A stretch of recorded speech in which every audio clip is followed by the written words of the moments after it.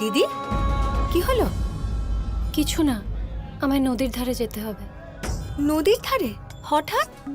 দেবীর দর্শন তো করো।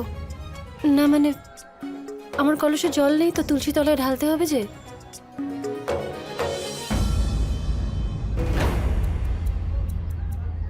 দিদি, দিদি দাঁড়াও, আমার কথা তো শোনো। দিদি, দিদি দাঁড়াও না।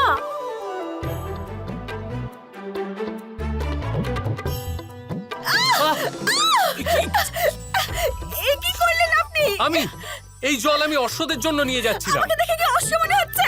দেখুন, আমি জেনে শুনে করিনি। এই কাজ করার দুঃসাহস কি করে হলো আপনার?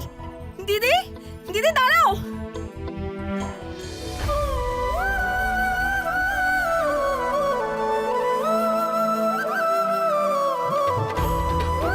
দিদি, দিদি শোনো। তুমি ভিজে গেলে কি করে? দিদি ও আমি নদীতে পড়ে গেছিলাম।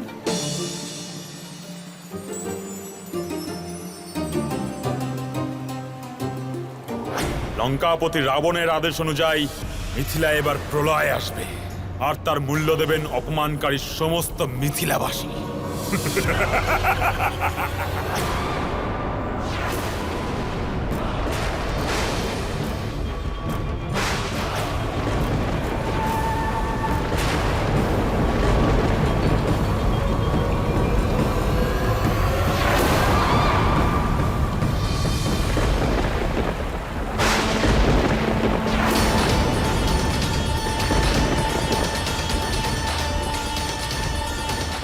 আকাশে কালো মেঘ, হঠাৎ এলো কোত্থেকে এই মেঘ?